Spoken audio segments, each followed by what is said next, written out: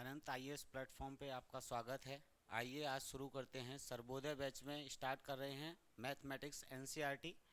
आज कुछ स्टार्टिंग के कंसेप्ट, बेसिक कंसेप्ट मैथ्स के समझेंगे। तो आइए शुरू करते हैं।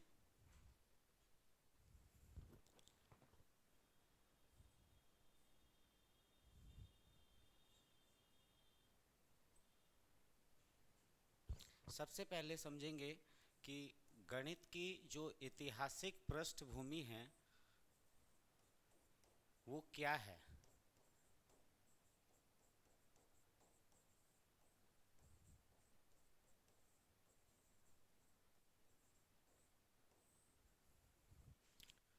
तो आइए समझते हैं। सबसे पहले गणित की शुरुआत जो विश्व में हुई, गणित का जनक जिन्हें बोला जाता है,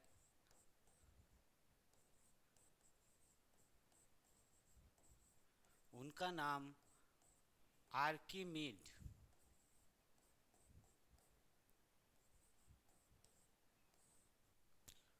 आर्किमीड था और वो यूनान के रहने वाले थे,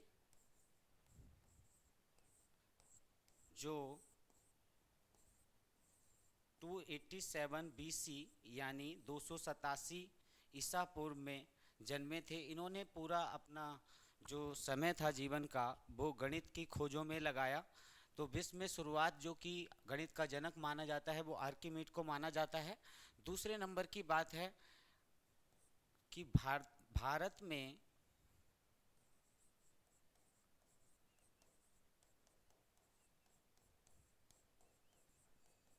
गणित का जनक जिन्हें कहा जाता है उनका नाम है आर्यभट्ट। आपने नाम सुना ही होगा। आर्यभट्ट 5वीं सदी में भारत में जिन्होंने दो महत्वपूर्ण खोज की, जिसने गणित के क्षेत्र में क्रांति पैदा कर दी। और उन दो खोज का नाम था, एक तो शून्य का आविष्कार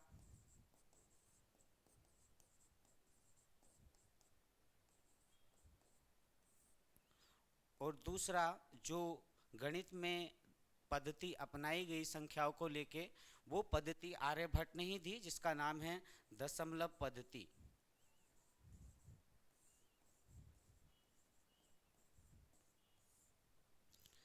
तो ये थोड़ा भारत के बारे में था।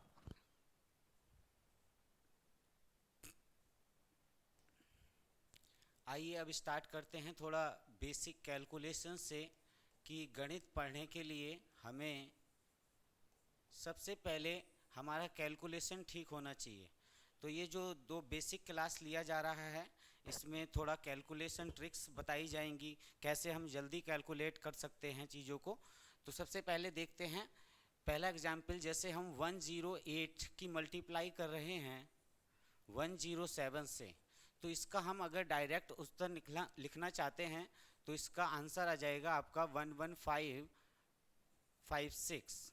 अब ये इतनी जल्दी कैसे आ रहा है, इसको हम समझेंगे थोड़ा। आज तक हमने जो कैलकुलेशन किया है वो जैसे इस प्रकार से करते हैं कि हम, एक तरीका ये है कि इसको लिख सकते हैं 100 + 8 और इसको लिख सकते हैं 100 + 7। ब्रैकेट में आपको मल्टीप्लाई करने का रूल मालूम होगा, नहीं मालूम हो तो कैसे करेंगे ब्रैकेट में मल्टीप्लाई। सबसे पहले पहले नंबर से दोनों नंबर में मल्टीप्लाई करेंगे। 100 की मल्टीप्लाई 100 में करेंगे तो कितना आ जाएगा 10,000। 100 की मल्टीप्लाई 7 में करेंगे कितना आ जाएगा 700। 8 की मल्टीप्लाई 100 में करेंगे तो कितना आ जाएगा 800। और फिर 8 की मल्टीप्लाई 7 में करेंगे कितना आ जाएगा 56। इन सबको हम प्लस कर देंगे तो हमारा आ जाएगा 6 5 8 7 15 1 1। ये देखिए आप, आंसर मैच हो रहा है। तो ये कैसे कैलकुलेट किया गया है इतनी जल्दी, आइए इसको समझते हैं। जैसे हमें चीज़ों को देखना कैसे है, हमें इसको 108 इंटू 107 अगर हमें मल्टीप्लाई करना है तो हमें देखना है कि ये 100 से कितना एबव है। तो ये कितना ज़्यादा है 100 से, 8 ज़्यादा है। ये कितना ज़्यादा है, ये 7 ज़्यादा है। ठीक है। इसके बाद हम इसका आंसर कैसे निकालेंगे, तो एक बॉक्स बनाएंगे अपने माइंड में ही। और सर सबसे पहले क्या करेंगे, 108 में 7 को प्लस कर सकते हैं या 107 में 8 प्लस कर सकते हैं, दोनों सेम ही आएगा। कितना आ जाएगा, 115। ठीक। फिर उसके बाद क्या करना है कि जो ऊपर नंबर्स लिखे हैं 8 और 7, इनका मल्टीप्लाई करना है और इस बॉक्स में भर देना है। और इस बॉक्स से आप देखेंगे क्या आया है, 11556। ठीक है। दूसरा चीज़ है, गणित को थोड़ा समझने के लिए आइए थोड़ा और नंबर लेते हैं। जैसे 100 के आसपास के नंबर हैं, 103 इंटू 102, 105 इंटू 109,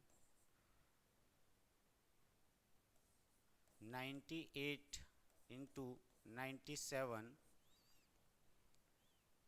95 इंटू 91। तो हमें करना क्या है बच्चों, वही उसी तरह से एक बॉक्स बनाना है।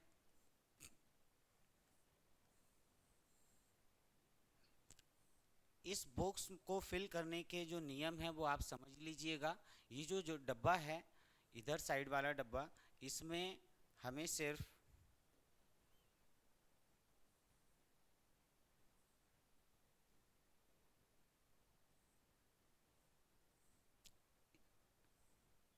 जो इस साइड डब्बा है, इसमें बस 2 ही अंक आ सकते हैं। जैसे आप समझेंगे, अगर उससे एक्स्ट्रा अंक आ जाएगा तो हम इस डब्बे में उसे जोड़ देंगे। जैसे उसका एग्जाम्पल एक लेंगे, यहाँ पे 10,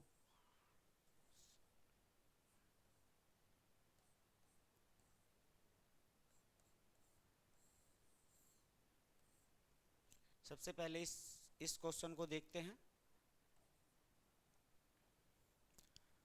तो इसको कंपेयर करेंगे 100 से। ये कितना ज़्यादा है, 3, और ये कितना ज़्यादा है, 2। या तो हम 103 में 2 जोड़ सकते हैं, या फिर 102 में हम 3 जोड़ सकते हैं। दोनों का मतलब एक ही है, कितना आ जाएगा, 105। और हमें इस डब्बे में इसे फिल कर देना है। ठीक है। इसके बाद जो ऊपर टर्म्स लिखी हुई हैं, नंबर लिखे हुए हैं 3 और 2, इनकी मल्टीप्लाई करनी है। मल्टीप्लाई करके कितना आएगा, 6। अब देखिए आप, 6 आ रहा है और वो सिंगल नंबर है।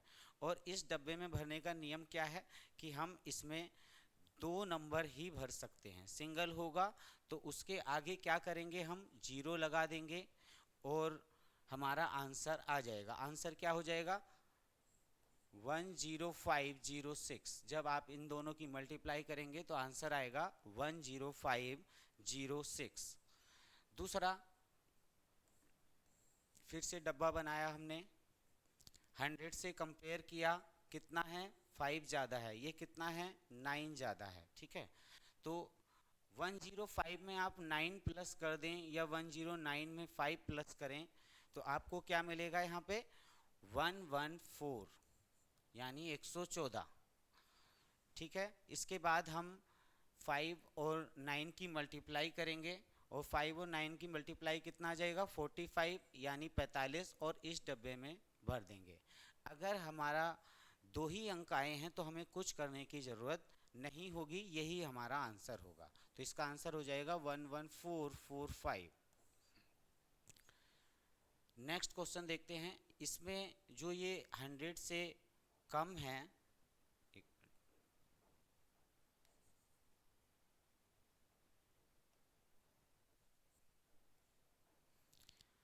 हमें 100 से कंपेयर करके देखना है कि ये कितना कम है, 2 कम है।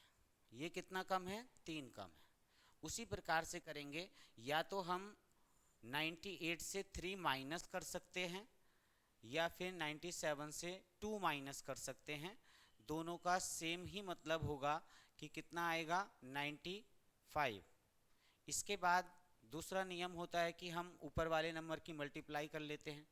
ऊपर वाले नंबर की मल्टीप्लाई करेंगे तो कितना आएगा, 3 2 जा 6, तो 6 यहाँ पे लिखेंगे। अब वही रूल फॉलो होगा कि हम यहाँ पे सिंगल नंबर नहीं फिलअप कर सकते हैं, इसमें हम एक और नंबर भरने के लिए क्या करते हैं, जब सिंगल नंबर आता है 0 लगा देते हैं। ठीक है। इसके बाद देखते हैं नेक्स्ट क्वेश्चन।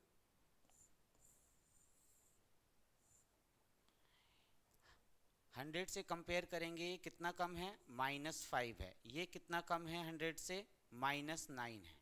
तो आप 95 से 9 भी माइनस कर सकते हैं, या 91 से 5 माइनस कर सकते हैं। कितना आ जाएगा आपका 86। कितना आ जाएगा 86। उसके बाद नेक्स्ट रूल वही है, 9 की 5 से मल्टीप्लाई करेंगे, कितना आएगा 45, और हम यहाँ पे फिल कर देंगे। अब ये दो ही अंक हैं तो हमें कुछ करने की ज़रूरत नहीं है, हमारा आंसर हो जाएगा 8645। अब आएगा कि जब ऐसा होगा, जब डब्बे में 2 से ज़्यादा अंक आ जाएंगे, तब हम क्या करेंगे ऐसी मल्टीप्लाई करते हुए।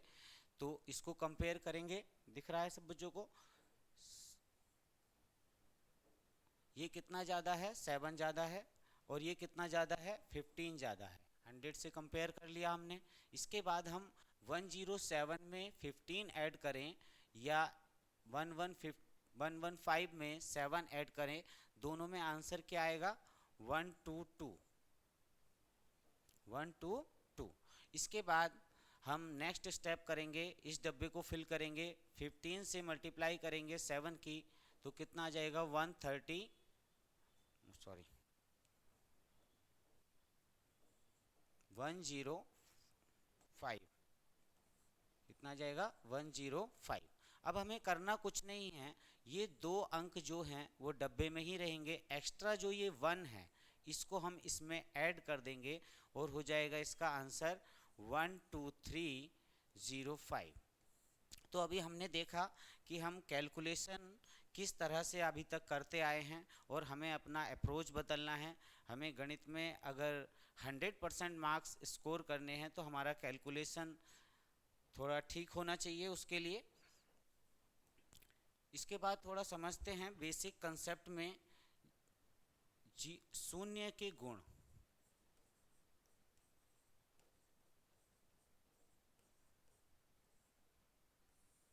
अब सभी को मालूम है शून्य का जो आविष्कार किया वो आर्यभट्ट ने किया, और जो गणित में हमारी पद्धति ली गई है संख्या पद्धति में, दशमलव पद्धति, उसका आविष्कार भी किसने किया है, आर्यभट्ट ने किया है। तो शून्य के अहम गुण हैं। उससे पहले 9 से आगे नंबर विश्व में किसी को नहीं आता था कि हम 10 को कैसे लिखेंगे। तो सबसे पहले क्रांति जो गणित के क्षेत्र में आई वो 0 से ही आई, कि शून्य का आविष्कार आर्यभट्ट ने किया। और शून्य के जो गुण हैं, जैसे प्रथम गुण शून्य का है, बड़े रोचक गुण हैं शून्य के। जैसे हम शून्य की मल्टीप्लाई अगर किसी नंबर से करते हैं तो आंसर क्या आता है, शून्य आता है। क्या विश्व में कोई ऐसा दूसरा कोई नंबर है जिससे हम किसी अंक की मल्टीप्लाई करें और आंसर 0 आ जाए, तो नहीं है। दूसरी प्रॉपर्टी है, अगर हम किसी भी नंबर में शून्य को ऐड करते हैं तो कोई फ़र्क नहीं पड़ता। जैसे हमने 5 में 0 जोड़ा तो कोई फ़र्क नहीं पड़ेगा, 5 ही आएगा। तीसरा है, या हम कोई सब्ट्रैक्ट कर दें 0 को किसी नंबर से, तब भी कोई फ़र्क नहीं पड़ता। तो पहला गुण जो शून्य का है वो है कि यदि हम शून्य की गुणा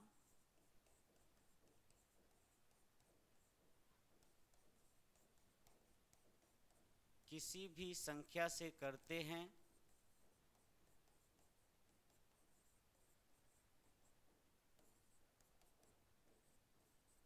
तब उत्तर सदैव शून्य ही प्राप्त होता है।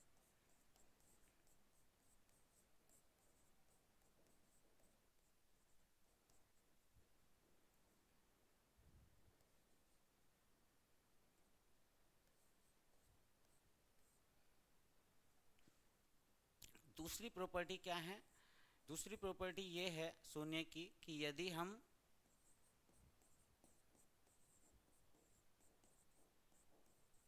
शून्य में कोई भी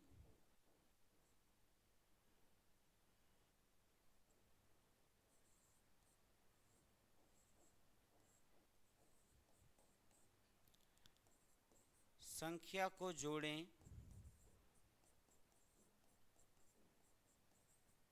या घटाएं तब संख्या में कोई बदलाव नहीं होगा।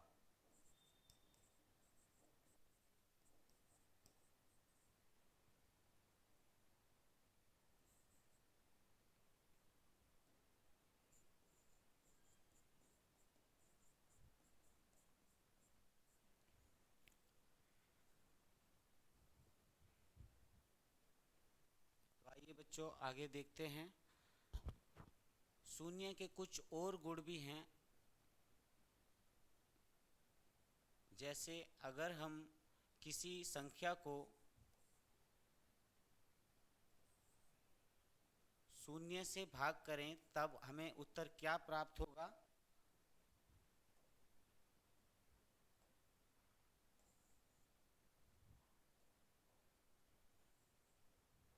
और अगर हम शून्य को किसी नंबर से भाग दें तब उत्तर क्या प्राप्त होगा? और शून्य को शून्य से भाग दें तब उत्तर क्या प्राप्त होगा? तो इसका उत्तर आप जान लीजिएगा। जब किसी भी संख्या को हम शून्य से भाग करते हैं तब उसमें उत्तर अनंत आता है। और शून्य जो है वो सभी संख्याओं से भाज्य है, सभी से इसको भाग दी जा सकती है और इसका आंसर आता है आपका शून्य। अगर शून्य को आप 2 से भाग दे रहे हैं या शून्य को आप 3 से भाग दे रहे हैं तो भी आंसर क्या आएगा? शून्य। शून्य को आप यदि अगर 4 से भाग दे रहे हैं तब भी आंसर क्या आएगा? शून्य। और शून्य को अगर शून्य से ही भाग दिया जाए तो इसका आंसर अपरिभाषित है। आइए समझते हैं क्यों ये अलग अलग आंसर इसमें आ रहे हैं। तो सबसे पहले देखेंगे कि जैसे हम कोई संख्या लेते हैं, मान लिया हमने 12 को डिवाइड किया 3 से, 3 से भाग दिया गया 12 को, और सभी जानते हैं कि अगर 3 से हम 12 को भाग देंगे तो उत्तर 4 आएगा। ठीक है। इसके बाद हम ये भी समझ सकते हैं कि 12 को हम इसको लिखा जा सकता है कि 12 इक्वल टू 4 इंटू 3। ये जो नंबर है ये मल्टीप्लाई में चला जाएगा और ये इक्वल होता है इसके। तो इसी तरह अगर हमें कोई आंसर नहीं मालूम है, मान लिया हमें यहाँ पे कोई भी आंसर ये नहीं मालूम है,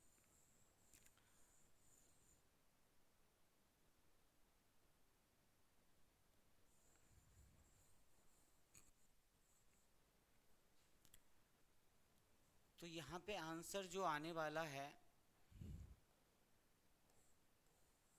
वो कैसे आएगा कि हमें पहले यहाँ पे समझिए, हमें 3 के साथ ऐसे नंबर की मल्टीप्लाई करनी है जिसको मल्टीप्लाई करने से हमें ये ऊपर वाला नंबर मिल जाए। अब यहाँ पे कंडीशन देखेंगे कि 0 की मल्टीप्लाई हम किस नंबर से करें कि 2 आ जाए। दुनिया में कोई ऐसा नंबर है जिसकी हम मल्टीप्लाई 0 से करें और हमें 2 मिल जाए? तो ऐसा नंबर नहीं है। इसलिए गणित में माना गया है कि कोई अनंत बड़ी संख्या होगी जिससे हम 0 की मल्टीप्लाई करेंगे और हमें क्या मिल जाएगा? 2 मिल जाएगा। दूसरे वाले क्वेश्चन में देखते हैं।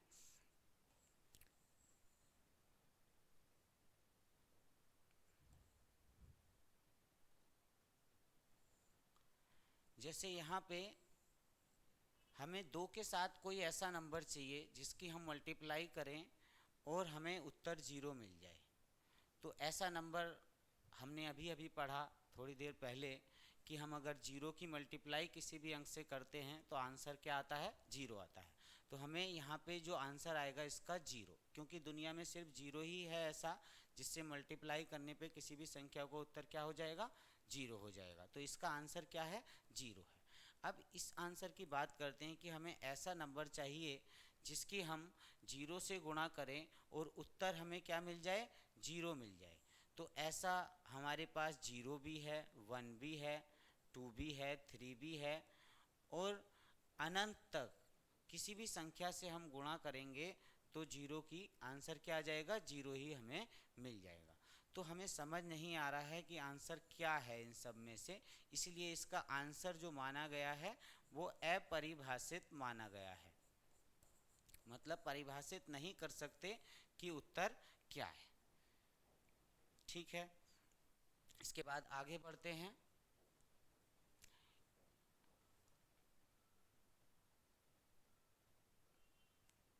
सबसे पहले गणित में जानेंगे, गणित पढ़ना स्टार्ट करेंगे। अभी तक हमने सिर्फ कैलकुलेशन किया और कैलकुलेशन में हमने जाना कि हमें जो तरीका बदलना है अपना, वो कैसे बदलना है। यदि हमें औरों से आगे निकलना है, अच्छे मार्क्स लाने हैं, 100% मार्क्स लाने हैं, तो हमें थोड़ा सा बदलाव अपने आप में करना पड़ेगा। जैसे सबसे पहले कैलकुलेशन में हमने एक मल्टीप्लाई सीखा। आज मैं आपको थोड़ा सा 5 मिनट में आपको सिखाने की कोशिश करता हूं, और इसी तरह से हम मल्टीप्लाई भी करना सीखेंगे दूसरे तरीके में, कि वैदिक तरीके से मल्टीप्लाई कैसे करते हैं वैदिक मैथ्स में।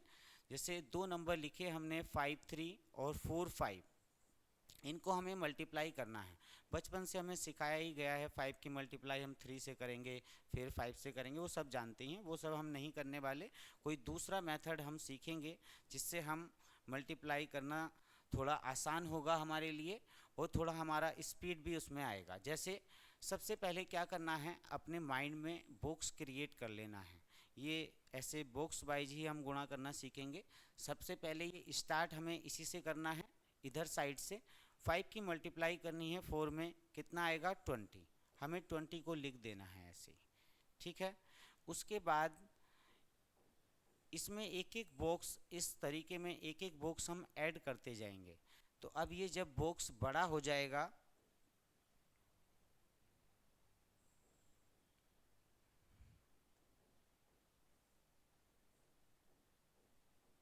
जब बॉक्स बड़ा हो जाएगा तो हम इन्हें कैलकुलेट करने के लिए इनकी क्रॉस मल्टीप्लाई करेंगे आपस में और उनको जोड़ेंगे। जैसे 5 5 जा 25 और 4 3 जा 12, दोनों को जोड़ के हो जाएगा 37।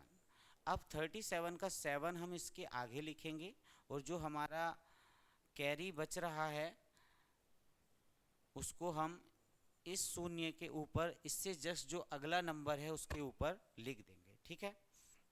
इसके बाद लास्ट स्टेप में क्या करना है हमें कि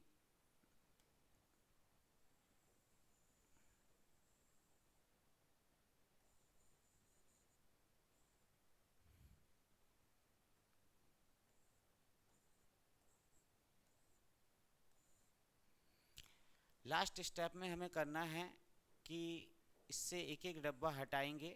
तो डब्बा जब हट जाएगा, यहाँ 3 की मल्टीप्लाई करेंगे स्ट्रेट 5 से, कितना आ जाएगा 3 5 जा 15, और 1 कैरी होगा, उससे नेक्स्ट नंबर पे हम लगा देंगे। तो ये इसको हम फिर ऐड कर देंगे, 5 7 और 1 8, 3 और 0 को ऐड करेंगे 3 और 2 2। तो ये इसका उत्तर हो जाएगा। एक बार फिर समझने की कोशिश कीजिएगा। अगर आपको इस तरह से डब्बे से समझ नहीं आ रहा है तो मैं एक दूसरा अप्रोच बताता हूँ। जैसे 46 और 37 की हम मल्टीप्लाई कर रहे हैं, तो सबसे पहले हम क्या करेंगे, जो फर्स्ट वाली लाइन में नंबर हैं उनको मल्टीप्लाई कर लेंगे। तो कितना आ जाएगा 4 3 जा 12। इसके बाद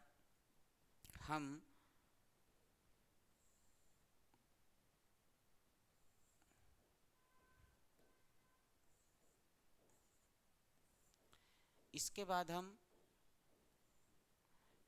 जो नंबर्स हैं इनको क्रॉस मल्टीप्लाई ऐसे कर लेंगे दूसरे स्टेप में, और उनको जोड़ना है। 7 4 जा 28 और 6 3 जा 18, तो कितना आ जाएगा 46। तो 46 में 6 यहाँ पे हम लिख देंगे, और जो कैरी है 4 वो उससे नेक्स्ट नंबर के ऊपर हम लगा देंगे, ठीक है। इसके बाद लास्ट स्टेप में हमें क्या करना है, लास्ट में जो संख्याएं लिखी हैं उनकी मल्टीप्लाई करनी है। 6 7 जा 42, तो 42 का 2 आ जाएगा यहाँ पे, और कैरी जो 4 है उससे नेक्स्ट नंबर पे हमें लिख देना है, और इन सबको जोड़ लेना है 2 0 7 1। तो ये इसका आंसर हो जाएगा। तो आप मल्टीप्लाई भी ऐसा नहीं है कि हमने जो सीखा है बचपन में हम उसी से करें, हमें थोड़ा बदलाव करने पड़ेंगे। और अगर हमें स्पीड बढ़ानी है तो ये बदलाव भी ज़रूरी है, क्योंकि आप देखेंगे जैसे हम 56 की मल्टीप्लाई 56 से कर रहे हैं, तो थोड़ा स्पीड बढ़ाने के लिए, अब आपको थोड़ा समझ आया होगा।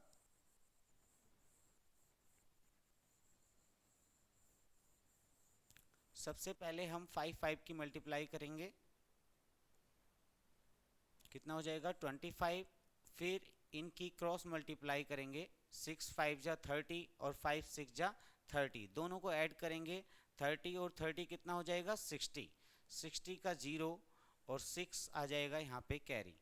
इसके बाद लास्ट स्टेप में आपको इन दोनों को मल्टीप्लाई कर लेना है, 6 6 जा 36 का 6 आ जाएगा और 3 कैरी हो जाएगा, 6 सबको ऐड करेंगे, 3 5 और 6 11 और ये जो कैरी बचा है 11 का 1 इसमें ऐड हो जाएगा 2 में और आंसर आ जाएगा 3136। तो हमने थोड़ा कैलकुलेशन देखा। इसके बाद आइए समझते हैं कि हमारा जो गणित है उसमें संख्याओं को जानना सबसे महत्वपूर्ण है।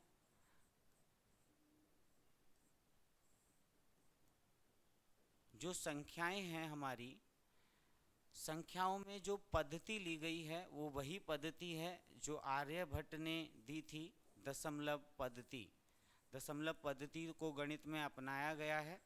क्या है दशमलव पद्धति? दशमलव पद्धति में 10 अंक हैं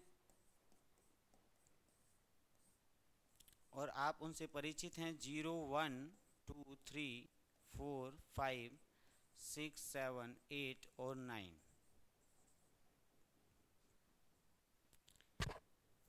जब हम गणित पढ़ना स्टार्ट करते हैं तो सबसे पहला प्रश्न यहीं से बनता है कि कोई भी इन 10 अंक को मिला के हमने नंबर बनाया, जैसे 4 5 8 7, 4 5 8 7, तो इस नंबर में हमसे दो चीज़ें पूछी जा सकती हैं। किसी भी एग्ज़ाम में अगर हम जा रहे हैं, मान लिया कोई एंट्रेंस एग्ज़ाम देने जा रहे हैं नवोदय का या सैनिक स्कूल का, तो हमसे वहाँ पे एग्जामिनर दो क्वेश्चन यहीं से पुट करता है। वो क्या है क्वेश्चन?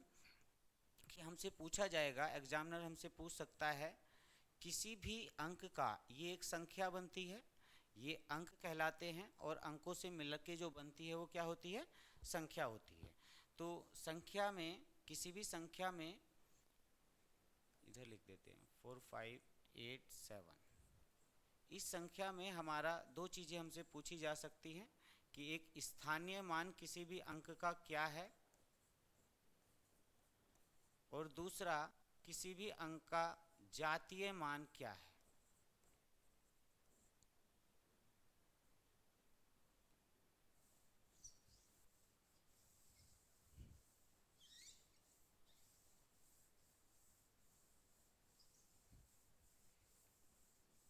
तो आइए समझते हैं दोनों को कि हम किसी भी संख्या में किसी अंक का स्थानीय मान और जातीय मान कैसे निकालेंगे। तो सबसे पहले जातीय मान की बात करते हैं। जातीय मान किसी भी संख्या का वही होता है जो वो अंक है। जैसे 2 का जातीय मान 2 ही है, 3 का जातीय मान 3 ही है और 4 का जातीय मान 4 ही होता है।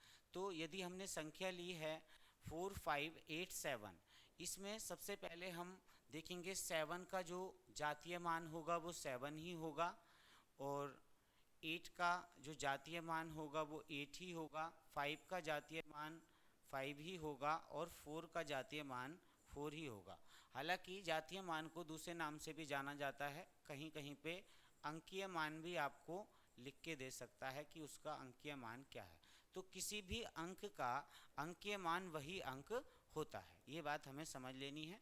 तो इस क्वेश्चन में हमने पता चला हमें कि 7 का जातीय मान या अंकीय मान क्या होगा 7, 8 का क्या होगा 8 और 5 का क्या होगा 5 और 4 का क्या होगा 4। दूसरा है, हम स्थानीय मान जब निकालेंगे किसी भी अंक का, तो स्थानीय मान का मतलब ही है कि कोई अंक किसी संख्या में किस स्थान पे आ रहा है। ठीक है, तो जैसे 7 की बात करें तो आपने बचपन में आपको सिखाया गया होगा कि इधर से पढ़ते हैं इकाई, दहाई, सैकड़ा, हजार। तो जो जिस नंबर पे है, जिस स्थान पे आ रहा है, उसी से हम उसका स्थानीय मान निकालने के लिए उसकी गुणा कर देंगे। जैसे 7 जो है वो इकाई के अंक पे है, तो इसका स्थानीय मान निकालने के लिए हम 1 से मल्टीप्लाई कर देंगे, कितना हो जाएगा 7, क्योंकि ये इकाई अंक पे है। फिर 8 की बात करते हैं तो 8 का स्थानीय मान निकालने के लिए हम किससे मल्टीप्लाई करेंगे, 10 से, क्योंकि ये कौन से स्थान पे है, दाईं के, इकाई और दाईं। तो 10 से मल्टीप्लाई होगा, कितना हो जाएगा 80 इसका स्थानीय मान।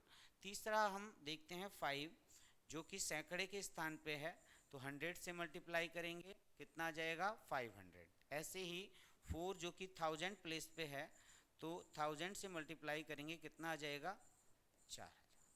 तो इस संख्या में आप 7 का अगर स्थानीय मान आपसे पूछा जाएगा तो आप बताएंगे 7 है। 8 का स्थानीय मान पूछा जाएगा, आप बताएंगे 80 है। 5 का पूछा जाएगा तो 500 है, और 4 का पूछा जाएगा तो 4000 है। ठीक है। दूसरा, इस तरीके से अगर हम नहीं समझ पा रहे हैं तो एक सिंपल तरीका और भी है इसको करने का। जैसे हमें कुछ नहीं करना है, अगर हमें 7 ये इकाई के अंक पे है तो इसका तो स्थानीय मान ये समान ही होगा, साथ ही होगा 1 से मल्टीप्लाई करके। और अगर 8 को हमें देखना है तो उसके आगे हमें देखना है कितना अंक है, यानी कितना डिजिट है, एक डिजिट है, तो एक जीरो लगा देना है। जीरो देखो यहाँ पे भी काम करता है, जीरो हर जगह ही गणित में काम करता है, यहाँ पे भी काम करेगा। देखो अब 5 का हमें स्थानीय मान इस संख्या में अगर निकालना है तो हम देखेंगे 5 के आगे कितना अंक लिखा हुआ है, 2 अंक लिखा हुआ है, तो हम इसके आगे क्या लगा देंगे, 2 जीरो लगा देंगे, हमारे स्थानीय मान इसका आ जाएगा। इसके बाद अगर 4 की बात करें तो 4 के आगे कितना अंक है, 3 अंक है, इसलिए आप इसके 4 के आगे 3 जीरो आप लगा देंगे। अब बात आती है कि हमसे इससे रिलेटेड प्रश्न कैसे पूछे जाते हैं। तो पूछा जा सकता है, जैसे एक क्वेश्चन लेते हैं,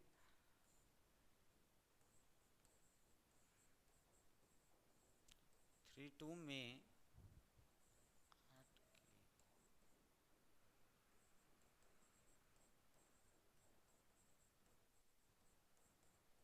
स्थानीय मान तथा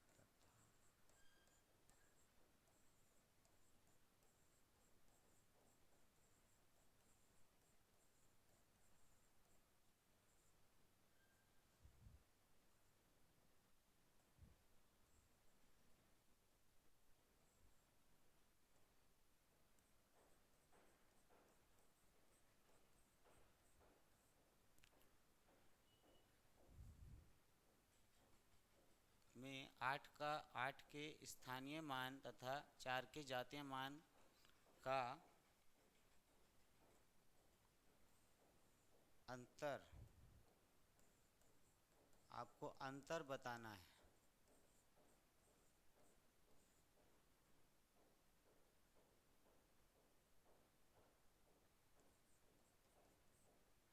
तो देखेंगे सबसे पहले हमसे जो पूछा गया है कि 8 के हमें स्थानीय मान और 4 के जातीय मान का अंतर बताना है। तो सबसे पहले हम 8 का स्थानीय मान निकालेंगे। 8 का स्थानीय मान कैसे आ जाएगा, अभी बताया था। 8 के आगे हम डिजिट देखेंगे, अंक कितने लिखे हैं, 1 2 3 4, और हम 4 जीरो लगा देंगे। तो ये हो गया इस संख्या में 8 का स्थानीय मान। आगे बोला हुआ है सवाल में तथा 4 के जातीय मान, तो 4 का जातीय मान कितना होगा, 4 ही होगा। इनका हमसे अंतर पूछा गया है। अंतर का मतलब होता है घटा देना, बड़ी संख्या से छोटी संख्या को घटा देना। तो हम यहाँ से इसको माइनस कर देंगे, कितना आ जाएगा 69997, ये इसका उत्तर हो जाएगा। ठीक है। जैसे एक और सवाल लेते हैं,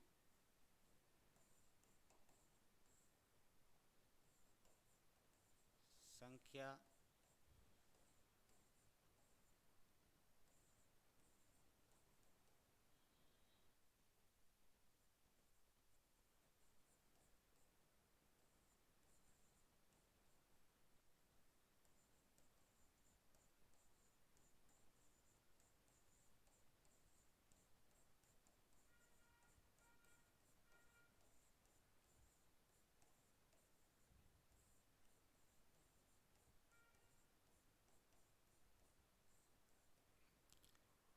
इस संख्या में 4 के और 3 के स्थानीय मानों का गुणनफल हमसे पूछा गया है। तो सबसे पहले हम 4 का स्थानीय मान निकालेंगे, कितना हो जाएगा, 4 के आगे 2 जीरो हमें लगा देने हैं, 3 का स्थानीय मान कितना हो जाएगा इस संख्या में 30। इन दोनों की मल्टीप्लाई कर देनी है, कितना आ जाएगा 12,000। ठीक है, तो ये इसका उत्तर हो जाएगा। इस तरह से छोटे छोटे प्रश्न हमसे पूछे जाते हैं किसी कॉम्पिटिटिव एग्ज़ाम में, या फिर आपके जो स्कूल एग्ज़ाम होते हैं उनमें भी पूछा जा सकता है।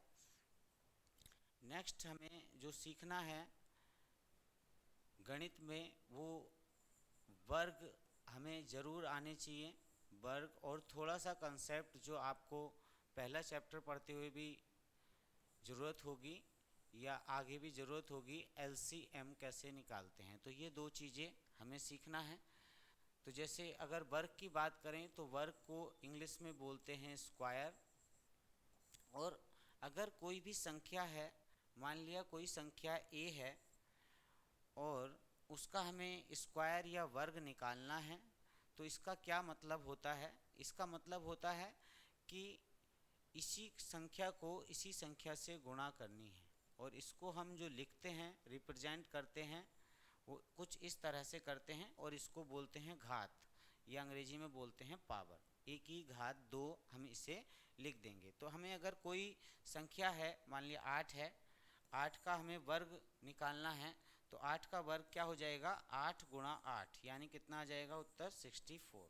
तो वर्ग का मतलब होता है कि किसी संख्या को उसी संख्या से गुणा कर देना। ठीक है, तो हम जल्दी कैसे निकालेंगे और क्या हमें याद होना चाहिए? तो आपको बस 10 तक वर्ग तो सभी को याद होंगे, जैसे 1 2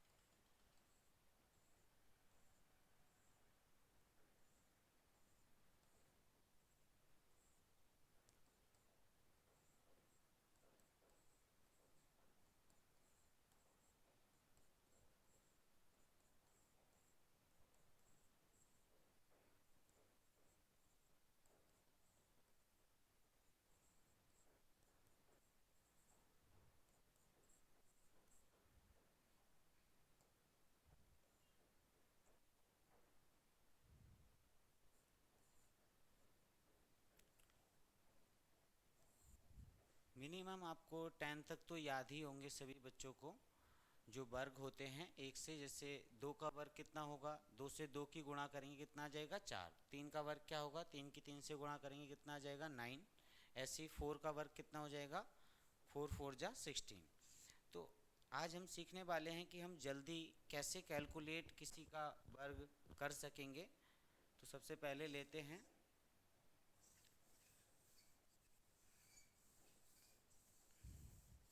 एक संख्या लेते हैं, जैसे हमें 64 का वर्ग निकालना है। तो 64 का वर्ग निकालने के लिए 64 को 64 से मल्टीप्लाई करना है। ठीक है, तो 64 को जब हम 64 से मल्टीप्लाई करते हैं, तो करने के हमारा तरीका एक तो बेसिक तरीका है वैसे ही, एक हमने अभी कैलकुलेशन में सीखा, कैलकुलेशन में, कि हम इस तरह से जो मल्टीप्लाई कर सकते हैं जल्दी निकालने के लिए। 6 6 जा 36 हम लिखेंगे। एक बार मैं फिर से रिवाइज करा दे रहा हूँ। 4 6 जा 24, क्रॉस मल्टीप्लाई करते हैं इन दोनों नंबर की, तो 24 और 24 48 हो जाएगा। 48 का 8 आ जाएगा यहाँ पे, 4 कैरी यहाँ पे आ जाएगा। और लास्ट स्टेप में हम लास्ट वाले नंबरों की मल्टीप्लाई करेंगे। 4 4 जा 16 और 6 यहाँ पे आ जाएगा, 1 कैरी हो जाएगा। तो 6 9 0 4, तो कितना आ जाएगा 4096। एक तरीका तो ये है, लेकिन आपको जो सीखना है 1 से 99 तक कवर हो जाएगा आपका। आप किसी का भी जल्दी से वर्ग निकाल पाएंगे। कैसे आपको निकालना होगा, जैसे 64 का हमें वर्ग निकालना है, ठीक है, तो इसका उत्तर हम लिखेंगे कैसे। 6 का तो हम जानते ही हैं कितना होता है, 6 का वर्ग कितना होता है 36, सबसे पहले लिख देंगे। इसके बाद हम 4 का भी जानते हैं कितना होता है, 4 4 जा 16,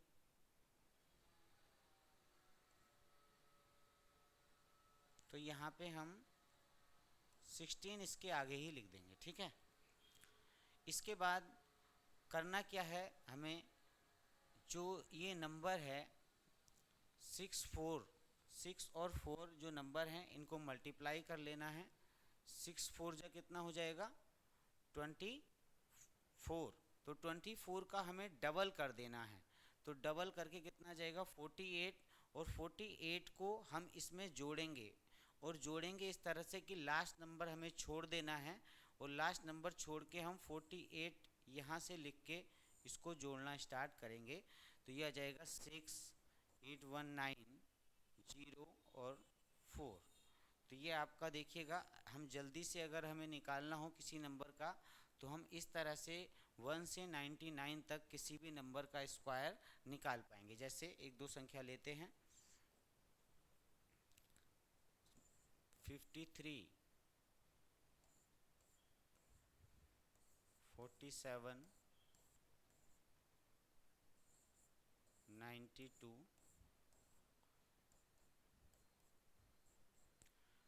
तो पहले स्टेप में क्या करना है, 5 का हमें वर्ग पता है, लिख देना है 25। 3 का वर्ग पता है कितना होता है 09। जब भी कोई सिंगल आएगा तो उसके आगे 09 करके ही हम लिखेंगे, ठीक है।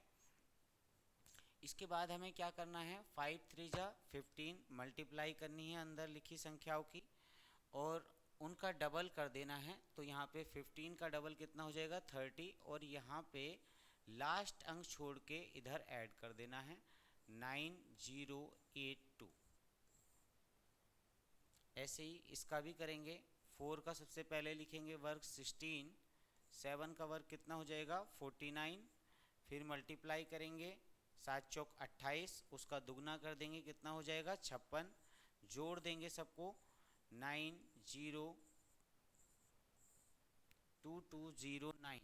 इसके बाद जैसे यहाँ पे निकालना है 9 का हम वर्ग करेंगे कितना आ जाएगा 81।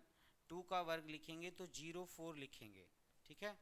इसके बाद 9 2 जा 18 होगा, 9 2 जा 18 और उसका डबल कितना हो जाएगा 36। तो 36 को यहाँ पे ऐड कर देना है 4648। तो इस तरह से हम जल्दी किसी भी नंबर का वर्ग निकाल पाएंगे। मुझे उम्मीद है आपको समझ आया होगा। नहीं समझ अगर आता है तो आप अनंत आईएएस प्लेटफॉर्म पे जो ये क्लास स्टार्ट किया गया है, आप डाउट सेशन में या डाउट अपने भेज सकते हैं डायरेक्टली। आपको जल्द से जल्दी उसका समाधान कराया जाएगा। हमारी टीम इस पे जल्द से जल्द आपको रेस्पॉन्स देगी। तो मैं उम्मीद करता हूँ सबको समझ आ रहा होगा।